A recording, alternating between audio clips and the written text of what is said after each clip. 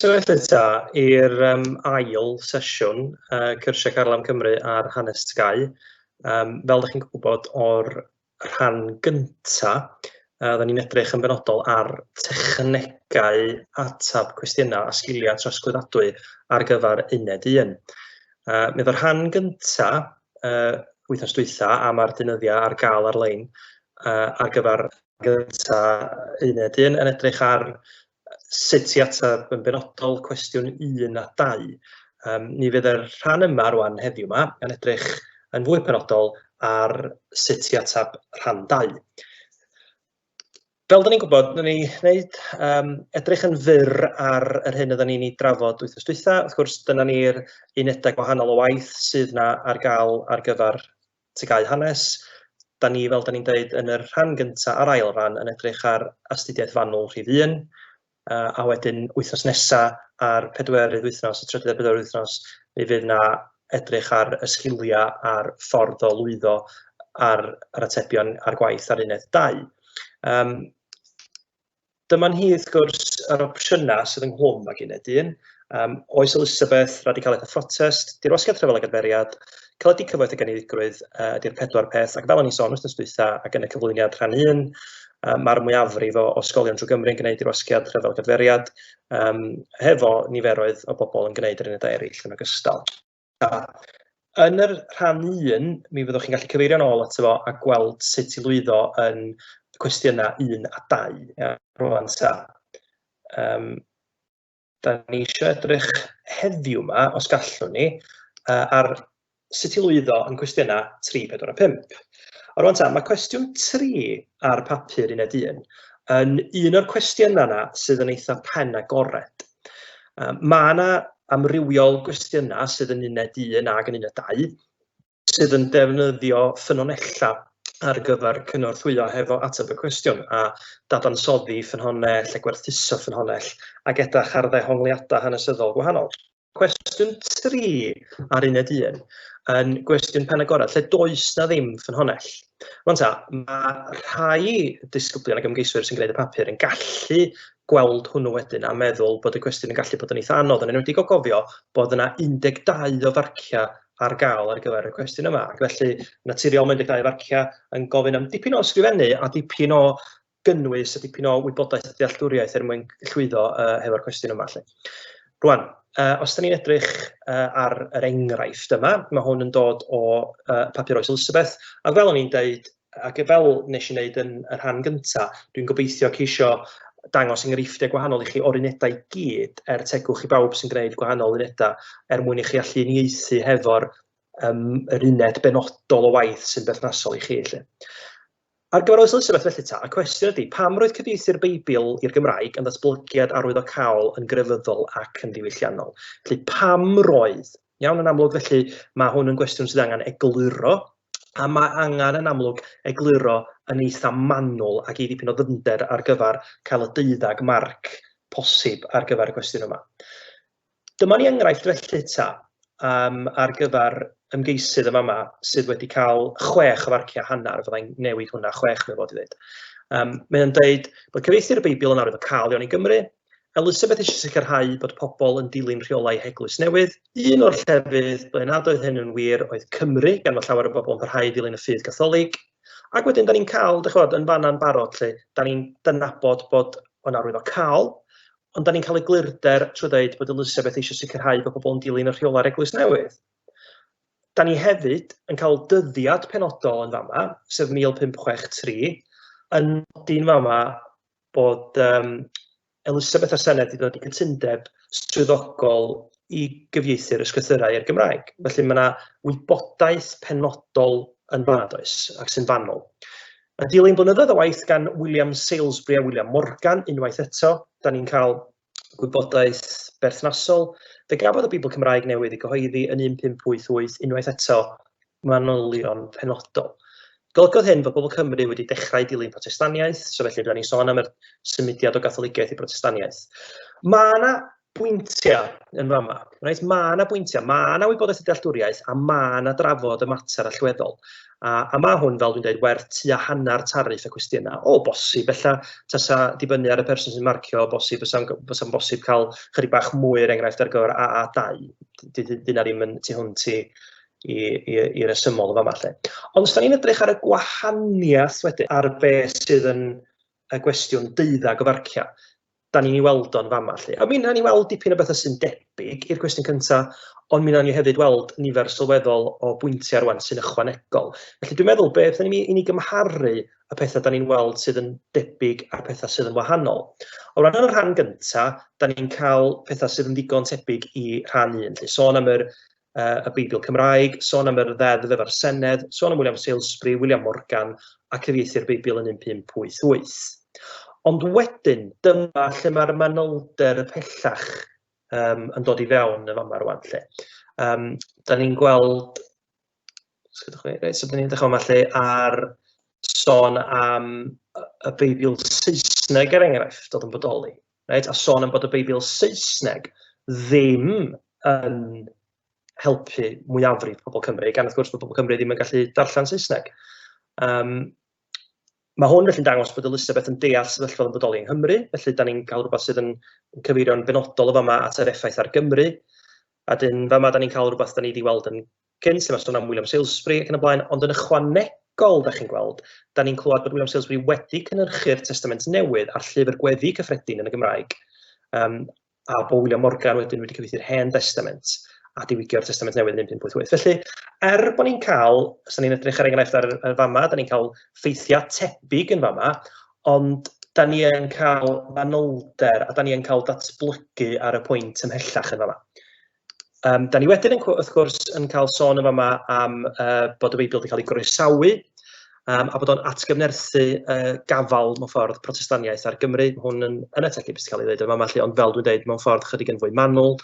Ac eto, yr effaith ar Gymru fama, da ni'n gallu gweld rwan yma bod y ffurf ysgrifenedig safonol yma doth ar gael i bobl Cymru. A dyn hwn hefyd yn frawddeg bwysig a arweiniodd at gynnydd cyflym o ran nifer o lyfrau cyfrwng Cymraeg.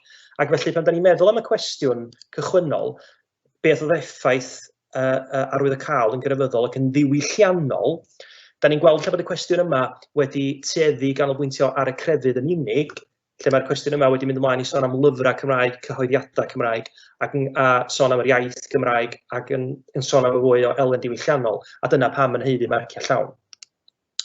Os da chi'n gwneud yr uned arall, mae'r cwestiwn yma am siartiaeth neu'r fama lle, mae'r cwestiwn yn gofyn, pam roedd digwyddiadau yn Llanidloes a Chasnewydd yn 1839 yn arwydd o cael i ddatblygiad siartiaeth?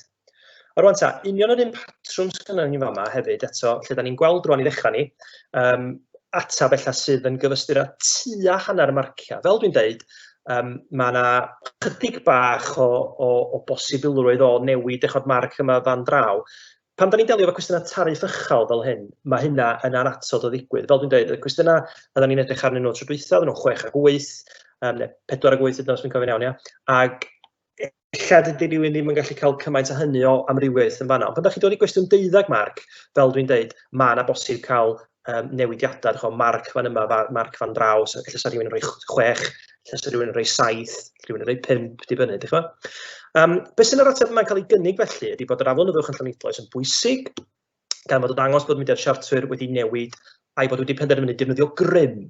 Wel, dyna ni adnabod rhywbeth yn benodol yn fanna rwan, de. Os da chi'n meddwl am beth oedd y digwyddiadau nawr oedd y cael, wel, mae'r atab yn sôn am hynna, drwy ddweud yn bwysig, dyna di arwydd y cad, de, gan fod yn dangos bod mudiad siartwyr wedi troi at grym. Roedd yn ddigon pwysig i'r Llywodraeth anfon milwyr a heddlu i'r dref, felly mae o'n dangos dealltwriaeth o pa mor ddifrifol oedd yr achlysur a pa mor faint o rym, os ydych chi gallu ddefnyddio fanna. Llywodraeth yn amlwg yn poeni am y mudiad siartwyr, gan i bod yn direstio llawer o bobl, ac bod arweinwyr wedi cael eu trawsgludo wrth gwrs cael ei gyrru i wledydd eraill, wledydd fel Australia gan y blaen, oedd yn cael ei defnyddio fel carchardai ar y pryd. Digwyddiad arall ar y cael, wrth gwrs, ond felly yn amlwg mae'r disgybl yma a'r ymgeisydd yma yn edrych ar y 2 bwynt oedd yn y cwestiwn, sef Llanidloes a Chasnewydd. Ac felly sôn yma am gas newydd, a sôn am y siartwyr yng nghas newydd, sôn am pobl wedi cael ei arestio ac yn y blaen, sôn am bod pobl eto wedi cael ei trawsgludo ac yn y blaen, a bod o yn bwysig, ac sôn am llais gwleidyddol y gweithwyr Cymru yma. Felly, yn sicr, mae yna sôn am y ddau achlysur, am y ddau wrthryfel, a mae yna chydig o wybodaeth i gefnogi hynna. Ac fel dwi'n dweud, mae'n werth o leia hanner y marcio o bosib. Ond os ni'n cymharu wedyn efo'r cwestiwn yma, dyma fydda angen ar gyfer atab cyflawn a serenog. Felly, yn amlwg yma, mae sôn am llanidloes unwaith eto, dangos bod y mudiad siartwyr wedi newid cyfeiriad, felly na ailadrodd beth sydd yn y cwestiwn cynharach, ond yn fama yn defnyddio'r term grym moesol a gyflwynwyd i'r Llywodraeth yn ystod mis Mawrth 1939.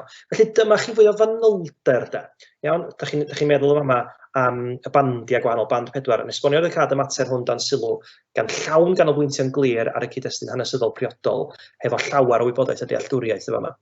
Mae yna sôn y fama am areithiau Henry Headington, oedd yn annog gweithwyr y diwydiant gwlân, a rhoi cyfiawnhad iddyn nhw ddefnyddio grym. Felly, unwaith eto, da chi'n gweld gwybodaeth benodol bwysig yn dod i fewn i'r cwestiwn y fama.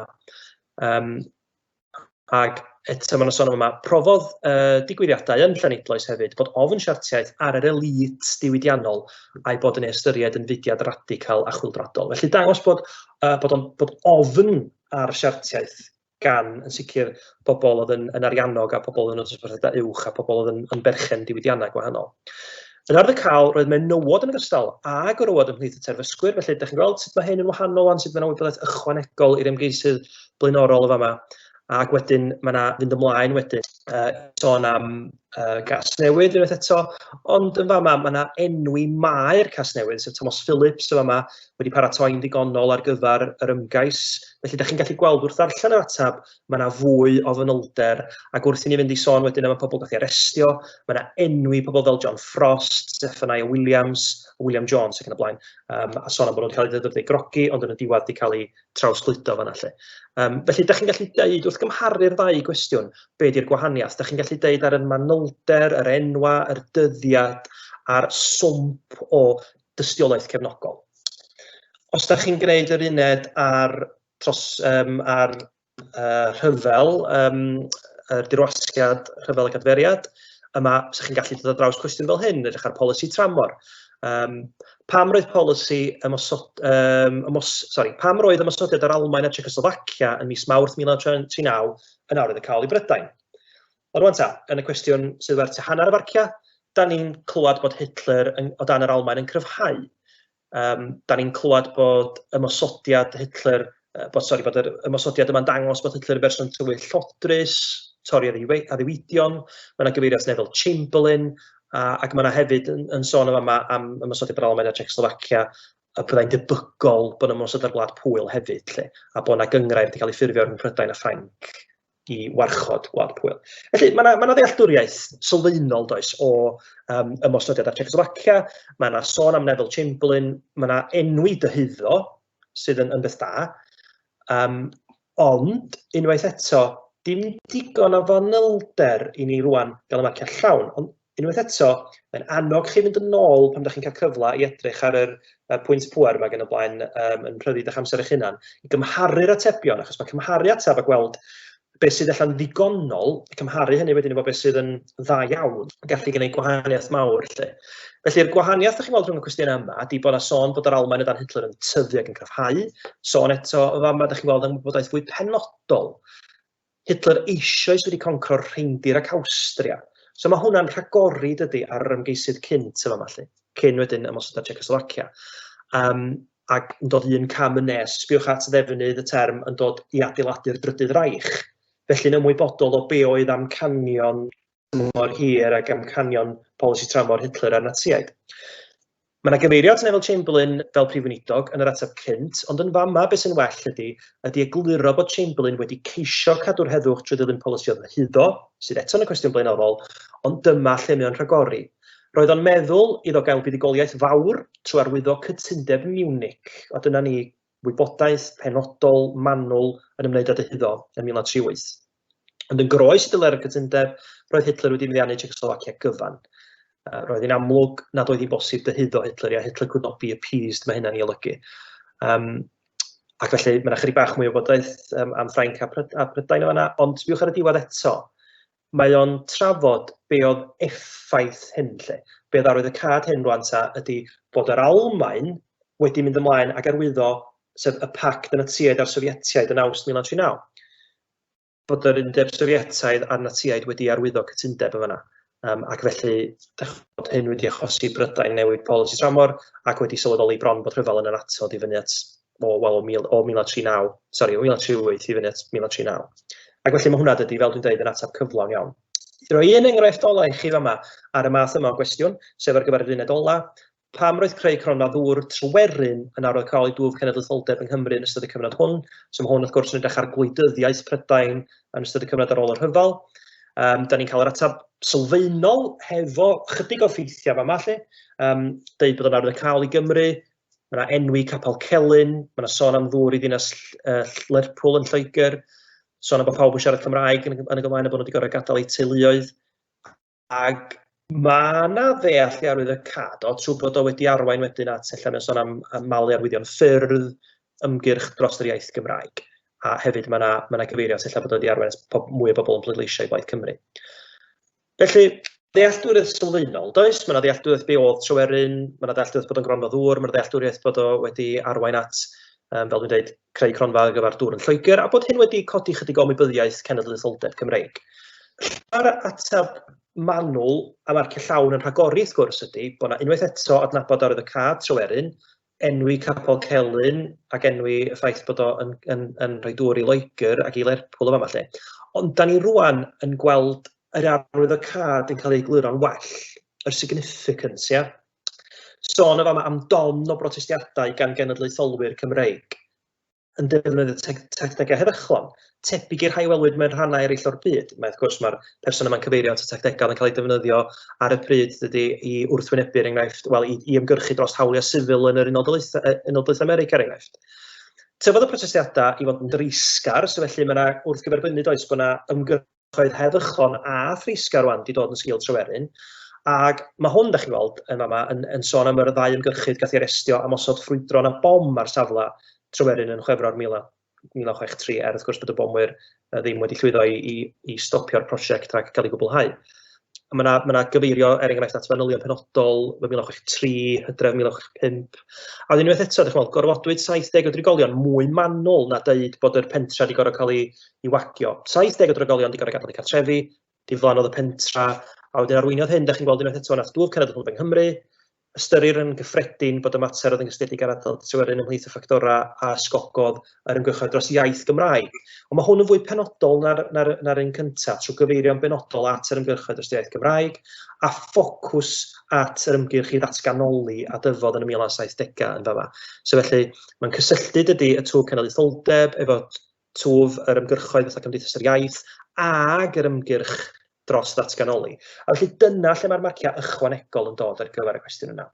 Rwan ta, mae cwestiwn 4 ar y llaw arall yn dod, mae hwn yn cwestiwn 4, cwestiwn pwysig i'w gael yn iawn, achos mae yna ddeuddag o farciau ar gael ar gyfer hwn eto, ac mae o'm mhrofiad i disgyblion yn gallu cymysgu hefo'r cwestiwn yma a deall yn union be 'di'r gofynion a be maen nhw'n gorfod i wneud. Mae yna 4 maes penodol yn cael ei roed gan yr cwestiwn. Er enghraifft, mae'r cwestiwn hwn yn ymwneud â llywodraeth yn oes Elizabeth. Esboniwch y cysylltiad rhwng unrhyw 3 o'r canlynol. Right? Rwan ta, maen nhw'n rhoi 4 i chi, felly does ddim angen siarad am y 4. Felly fyddai'n dod ar draws atebion weithiau lle mae pobl wedi ysgrifennu rhywbeth am y 4 pwynt. Does ddim angen gwneud hynny, mond 3, ond y peth pwysig ydy, a hwn ydy rwy'n bwysleisio fo rwan ydy, mae angen gwneud y cysylltiad. Nid mater o'i gluro beth ydy er enghraifft y cyfrin gyngor, y Senedd, trethiant a rhyddid barn ydy o ar wahân, fatha 4 cwestiwn ar wahân, gwerth, ydych chi'n meddwl bod chi'n cael 3 farciad, 3 farciad, 3 farciad, 3 farciad, ddim yn gweithio fel la. Beth sydd angen i wneud, wrth gwrs, dewis 3 yn nhw a dangos y cysylltiadau sy'n bodoli rhwngthyn nhw. Os da ni'n edrych er enghraifft ar yr ateb enghreifftiol yma ar gyfer oes Elizabeth, da ni'n gallu gweld yma derbyniau Elizabeth gyngor gan y cyfrin gyngor, mae wedi dewis y cyfrin gyngor y Senedd a rhyddid barn, ac roeddent yn ei chynwerthu o'i redeg y wlad. Elizabeth oedd yn dewis yr loda, So felly mae'n egluro chydig o be oedd o. A wedyn sbiwch ar y brawddeg bwysig yma, mae hyn yn dda gan yr ymgeisydd yma. Roedd y Cymru'n gyngor yn gysylltiedig â'r Senedd. Cysylltu. Gan fod y blodau yn mynychu'r Senedd ac yn cadw llygad ar y drafodaethau ac yn rhwystrol seneddol rhag trafod unrhyw faterion byddwn ni'n ystyried i fod yn uchel fraint iddi hi. Felly, roedd y Cymru'n gynghorwyr yn rhwysto aelodau seneddol rhag trafod materion pwysig o wladwriaeth fel priodas y frenhines a chrefydd a wrthod rhyddid barn. So mae yna gysylltiad ar y diwadd yn fanna does, hefo rhyddid barn, ond dim wedi'w ddatblygu'n ddigonol. Be da ni'n gael yn yr ateb, fel dwi'n dweud, gwell, yr ateb marcio llawn y fama ydy, da ni'n cael Elisabeth eto yn ystyried taw rôl ei Senedd oedd cefnogi pholisia trwy ddeddfu, ac wedyn be da ni'n gweld trwyddo draw, newch chi weld yma rwan y cysylltiad rhwng y Senedd, trethiant a rhyddid barn, yn dod drwad yn llawer iawn cryfach yn yr ateb yma fama. Dwi'n mynd at hwn rwan ta i ni trio cael trawstoriad eang os fedrwn ni o'r gwahanol themau sydd yna. Hwn er enghraifft yn gwestiwn yn ymwneud â prif bwysau yn wynebu Prydain sef 1815. Sboniwch y cysylltiad felly rhwng drio'r canlyniol, y chwyldro Ffrengig, effeithiau rhyfeloedd Napoleon, problemau economaidd, a dyn y galw am ddiwygio'r Senedd. Na i ddim mynd trwy y pob un cwestiwn o ran yr atebion ella canol y ffordd a'r atebion da. Yn amlwg, pan ydych chi'n mynd yn ôl i edrych ar y pwynt pwer yn eich hunan, fyddwch chi'n gallu gwneud y cyfariaethau yma. Na i ganolbwyntio fwy rwan ar yr atebion sydd yn atebion o safon uchel. Hwn y fama yn atab da iawn lle, ac be da ni'n weld ydy, da ni'n gweld y chwyldro Ffrengig er enghraifft yma, byddai'r chwyldro Ffrengig a ddechreuodd yn 1789, felly gwybodaeth fanwl, yn cael effaith anferth ar Ewrop a Phrydain yn ystod y chwarter canrif oedd yn dilyn. Roedd y syniad allweddol y dylai rhyddid a chydraddoldeb fod i bawb yn cynnwys gweithwyr cyffredin, ac felly bod pawb yn cael ei cynrychioli yn y modd roedd y wlad yn cael ei llywodraethu. Wedi dylanwadu ar lawer o bobl ym Mhrydain. Felly, ydych chi'n gweld, yn cysylltiad, be oedd yr effaith ar Brydain, y chwyldro Ffrengig, a'r syniad yma rwan o sut oedd y wlad yn cael ei rhedag yn fama lle. Dyn, dechreuodd clybiau a chymdeithasau ymddangos yn ystod y chwyldro Ffrengig, ymddangos ym Mhrydain rwan lle, lle'n dangos y lledaeniad y syniad, a dyn mae hyn yn cysylltu'r chwyldro Ffrengig yn glir a galwad o blaid diwygio seneddol. Iawn, da chi'n gweld yn sôn o fama, a mae yna hyd yn oed mynd ymlaen wedyn i'r digwyddiadau fel terysgoedd yn Spa Fields yn 1816. Felly, dwi'n gweld hwnna fel atab cynhwysfawr iawn, mae yna sôn am y chwyldro Ffrengig, mae yna egluro be oedd o, a mae yna gyfiawnhau pam i fod o wedi cael effaith ar Brydain. Rwan, mae'r galwadau am ddiwygio seneddol a'r gefnogaeth i syniadau radicalaidd yn amlwg yn gysylltiedig â problemau economaidd. So sbiwch ar y cysylltiad. Sbiwch ar y cysylltiad yn sydd yma. Mae yna sôn am ddiwygio seneddol, mae yna sôn am chwyldro Ffrengig, ac wedyn mae'r frawddeg bwysig yma'n cael ei defnyddio. So ni'n eich annog chi bod chi'n ysgrifennu'ch atebion ar gyfer eich athrawon, ar gyfer tasgau asesu, petau chi wrth gwrs yn gwneud aroliadau. Mi fysa fo'n dweud yma, roedd y problemau economaidd yn achos pwysig o'r chwyldro Ffrengig. Sbiwch ar y cysylltiad yma. Gyda chynefa gwael a dyled yn gwneud bywyd bobl yn anodd iawn. Effeithiwyd Prydain hefyd gan problemau economaidd, yn enwedig wrth i effeithiau rhyfeloedd Napoleon. Felly, wrth gwrs dydy ddim wedi dewis rhyfeloedd Napoleon o'r rhestr oedd yna, mae'r person yma wedi gallu gweu pob dim at ei gilydd. A sylweddoli mewn gwirionedd, mae'n anodd tynnu dim byd oddi wrth ei gilydd, felly mae'n cyfeirio at efo yma. O gyfan difrinder bwyd a ffrisiau'n codi, benodol o achos deddfa 1815 yma ac yn efo gwael 1816. Byd i'r wasgiad economaidd a achosodd i nifer o bobl ystyried cefnogi diwygio seneddol. Felly mae yna gysylltiad clir unwaith eto, ydych chi'n gweld yma, rhwng diwygio seneddol, rhwng dirwasgiad, ac wedyn dod yn ôl ar y diwedd yma ar gyfer y chwyldro Ffrengig a dod i frawddeg clo. Felly dwi'n ystyried bod hwnna wedi cael ei atab yn dda iawn yn fan'na lle. Os ydych chi'n gwneud yr uned ola, mae'r cwestiwn hwn yn gwneud â 1945, sef ail adeiladu Prydain ar ôl yr ail ryfel byd. A'r 4 dewis yma ydy adroddiad Beveridge, y gwasanaeth iechyd, gwladol yr NHS, gwladoli'r diwydiannau allweddol a polisi cartrefi i bawb. Unwaith eto, os da ni yn edrych ar yr enghraifft oran yma, da ni'n gweld bod y person wedi dewis adroddiad Beveridge, y gwasanaeth iechyd, a'r polisi cartrefi i bawb. Be da ni'n chwilio amdan eto, wrth gwrs, trwy edrych ar y cwestiwn ydy, da ni'n chwilio am gysylltiadau cryf rhwng y pwyntiau a da ni'n edrych ar y gefnogaeth penodol iddyn nhw. So felly, sbiwch chi ar y bandiau gwybodaeth y dealltwriaeth fanwl ac wedyn yn esbonio'r cysylltiadau. Felly, y ddau beth yna da ni'n gorau gofio, cysylltiadau a gwybodaeth. Felly, da ni'n gweld yma, adroddiad Beveridge 1942, gwybodaeth de, dynnu sylw at yr angen i wella bwydaeth pobl trwy ddymu tlodi ym Mhrydain. Fe ysgrifennwyd gan William Beveridge, felly gwybodaeth benodol, aelod seneddol rhyddfrydol, ac roedd hefyd yn nodi problemau eraill fel anwybodaeth, budreddi, diogi ac afiechyd. Felly, wrth gwrs, be mae'r person yma wedi wneud yma ydy egluro y cewri mawr, 5 cawr mawr gan Beveridge fel rhan o'r problemau oedd yn wynebu Prydain. Felly, yn amlwg, ydych chi'n gweld, mae'r person yma yn deall, mae gen y person yma wybodaeth. Honnodd y dylai Llywodraeth ofalu am ddinasyddion Prydain ac roedd yn cynnig system o nawdd cymdeithasol, social security, a fyddai'n cael ei rhoi ar waith ar ddiwedd yr hyfal. Iawn, felly, da ni'n gweld yn glir yn fan'na wan dydan bod y person yma yn deall adroddiad Beveridge. Iawn, does 'na ddim dwywaith am hynny. Brawddeg allweddol wedyn, sbiwch, mae adroddiad Beveridge yn cysylltu a sefydlu'r gwasanaeth iechyd gwladol oherwydd. A rwan ta, fan'na a fan'na, ac felly da ni'n darllen ymlaen a gweld oherwydd roedd yn tynnu sylw at yr angen i wella iechyd y genedl. Dyna wedi cael ei adnabod yn adroddiad Beveridge, felly mae'r gwasanaeth iechyd yn mynd i'r afael a hynny dydy. Pan ddaeth y blaid lafur i rym, iawn, felly ni'n gwybod mae'n dangos gwybodaeth am yr etholiad yn 1945 dydy, roedd yn bwriadu cyflawni ar gymhellion adroddiad Beveridge. Sefydlodd, os bywch enwi Aneurin Befan, Aneurin Befan yma gweinidog iechyd, y gwasanaeth iechyd gwladol ym 1948. Felly gwybodaeth benodol yma am y gwasanaeth iechyd, am Aneurin Befan ac am y flwyddyn gath ei sefydlu. Cael ei sefydlu ddarparu triniaeth feddygol rhad ac am ddim i bawb am y tro cyntaf erioed. Cyngor o Dre Beveridge oedd yr wladwriaeth ymosod ar y 5 cawr, felly atgyfnerthu'r hyn sydd wedi cael ei ddeud am adroddiad Beveridge unwaith eto, atgyfnerthu'r cysylltiad i'r NHS a'r gwasanaeth iechyd yma lle. Gweledigaeth Befan yma oedd gwlad a fyddai'n gofalu am ei phobl yma. Defnyddio'r term ma'n bwysig dydy o'r cryd i'r bedd, from the cradle to the grave, oedd yn cael ei ddefnyddio fan'na lle, a unwaith eto, mae hwn yn atgyfnerthu dydy y dealltwriaeth, ond hefyd yn atgyfnerthu, y perthynas rhwngthyn nhw o fewn y cyd-destun hanesyddol. Dyna sy'n cael y marciau chi, ydy'r wybodaeth yma o fewn y cyd-destun. A'r cyd-destun hanesyddol, wrth gwrs, ydy y 5 cawr mawr adroddiad Beveridge a trio gofalu am bobl yma. Un peth sydd ar ôl i wneud yn amlwg gen y person yma i gael y marciau llawn ydy polisi cartrefi bawb, blaid lafur hefyd yn gysylltiedig ag adroddiad Beveridge, oherwydd dyma oedd y ffordd y Llywodraeth o fynd i'r afel y problemau o budreddi, sef nabod un o'r cewri mawr yma ac ar y bwyllir yn y adroddiad.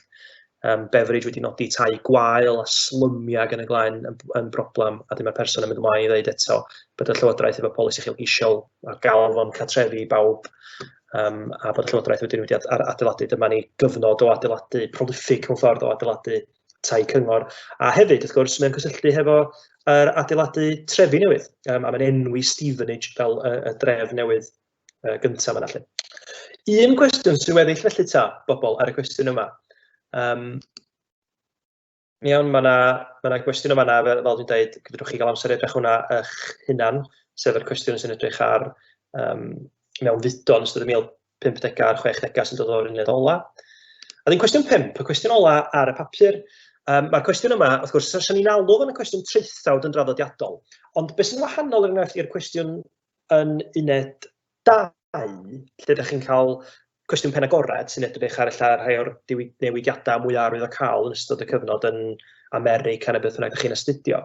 Ydy mae'r cwestiwn yma yn cynnwys ffynhonnell. Iawn, da ni'n cael ffynhonnell ac da ni'n cael y cwestiwn i ba raddau ydych chi'n cytuno hefo'r dehongliad. Iawn. O rwan ta, dwi'n enghraifft yn edrych ar un o'r ei mwyaf poblogaidd, sef bywyd ar ôl yr hyfal yma. Da ni'n edrych yma rwan ta ar y cwestiwn yma. Darllen y dehongliad, rhan o'r erthygl etholiad cyffredinol 1945, cael ei gyhoeddi mewn gwefan swyddogol Blaid Lafur yn ddiweddarach yma lle. A dyn i ba raddau ydych chi'n cytuno efo'r dehongliad hwn o'r rhesymau pam mae'r Blaid Lafur enilliodd yr etholiad. Sbiwch be maen nhw'n gofyn i chi wneud. Yn yr ateb, dylech gyfeirio sut a pam mae dehongliad ar mater yn amrywio. Defnyddiwch eich gwybodaeth, rhaid ydych chi'n ei ddeall ag yn y blaen, a llunio barn a dod i sail gadarn yn fanna lle. Iawn?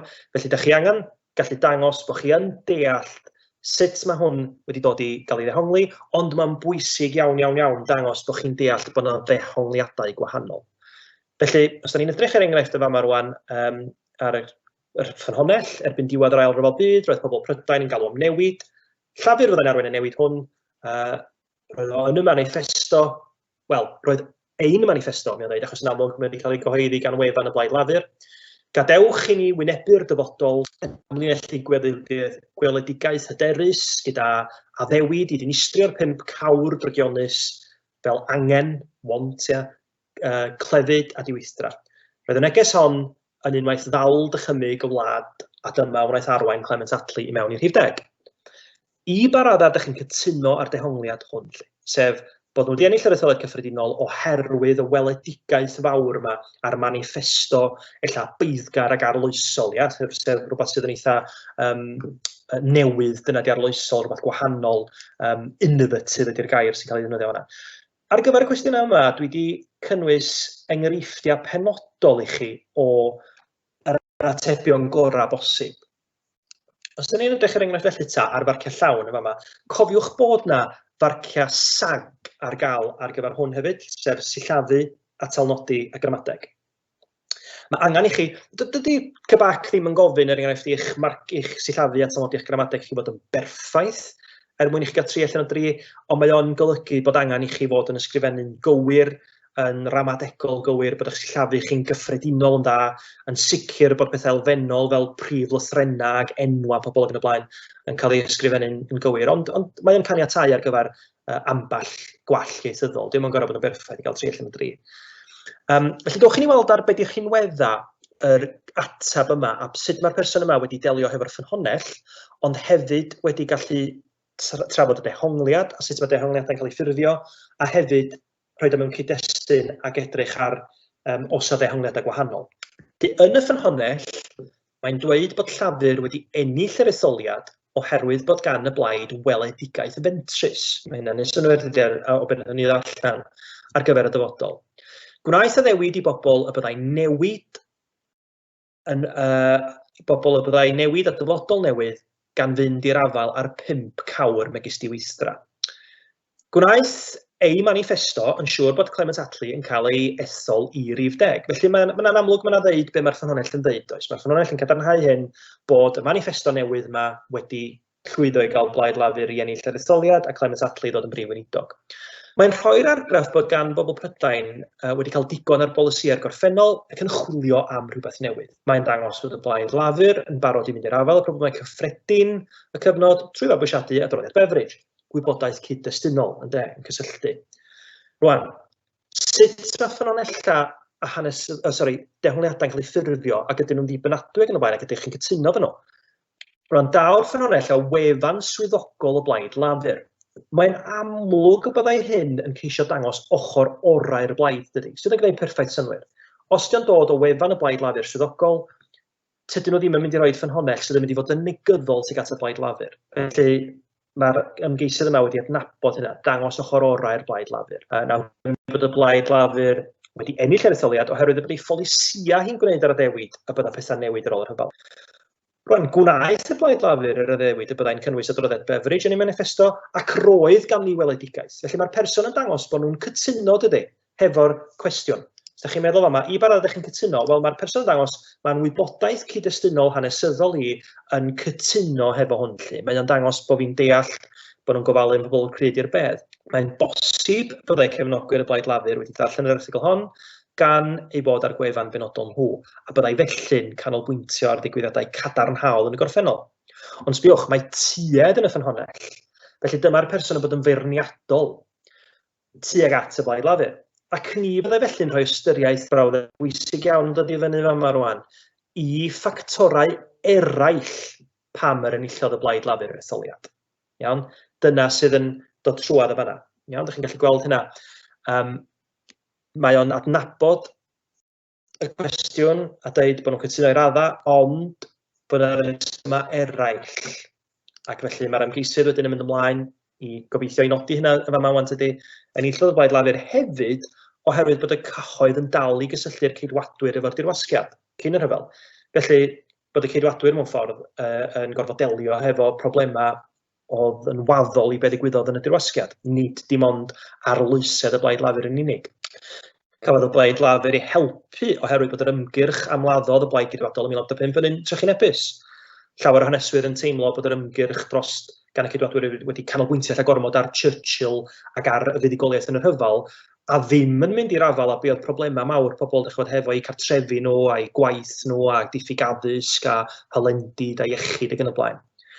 Nid yw'r ffynhonnell yn cydnabod hynny, gan ein bod ti am roed argraff bod y blaid lafur ei hun yn gyfan gwbl gyfrifol am y fuddugoliaeth. Felly'r person yn amlwg yn dweud bod nhw'n anghytuno i radda rwan hefo'r hyn sydd yn y ffynhonnell, yn teimlo nad ydi o ddim yn gynrychiolaeth lawn. Mae'r ffynhonnell yn ceisio dangos i bobl y Deyrnas Unedig yr hanes sydd gan y blaid lafur o ceisio helpu'r bobl gyffredin mwyn ennill pleidleisia. Mae'n ceisio ennill mwy o gefnogaeth i'w pholisïau hun. Mae'n adnabod, da chi'n gweld, bod y ffynhonnell wedi cael ei chyhoeddi'n 2015, sydd yn dangos yn fama bod nhw'n teimlo allan bod o'n rhyw fath o propaganda gan y blaid lafur sydd yn ceisio defnyddio y daioni maen nhw wedi gwneud yn y gorffennol fel y gwasanaeth iechyd a adroddiad Beveridge ac yn y blaen i gael pleidleisia gan pobl yn 2015. Ac felly, wrth gwrs, mae hynna yn effeithio'r dehongliad ydy. Mae'r dehongliad gan bodoli oherwydd bod o'n i bwrpas denu pleidleisia. Ac felly, illa ddim yn gwybod gwbl ddibynadwy. Mae yna enghreifftiau o'r cwestiwn yna i chi, cwestiwn 5, ar gyfer oes Elizabeth, ar gyfer, fel da ni newid drach hwnna, ar ail ryfel byd, ac mae yna enghreifftiau hefyd yn fama rwan, ar gyfer unedau eraill hefyd, yr unedau adferiad ac yn y blaen ar ôl rhyfel, ac oes Elizabeth yn gynharach yn fama hefyd. Gewch chi amser i fynd trwy'r heina, hon, sori hefyd, sôn am gwrthryfel Merthyr ac yn y blaen, a sôn am oes Elizabeth yn fama. Gewch chi gyfle felly ar eich liwt eich hunan i fynd trwy'r heina a gweld pa'n sydd fwy addas i chi ac i weld sut mae cael yr atebion gorau. Felly, trwy ddefnyddio rwan gobeithio yr cyflwyniadau yma o'r rhan 1 a'r rhan 2, mae gennych chi draws-olwg llawn rwan o uned 1, cwestiwn 1 i 5, ac efo enghreifftiau canol y ffordd, ond hefyd yn bwysicach yn ddim byd, enghreifftiau model o atebion a serennog. A dyna gobeithio, wrth gwrs, fyddwch chi'n hal nelu teg ato fo pan fyddwch chi'n gwneud y asesiadau neu cyn gwestiynau neu atebion ac asesiadau yn ôl yn yr ysgol o fis Mawrth ymlaen rwan. Diolch yn fawr iawn i chi.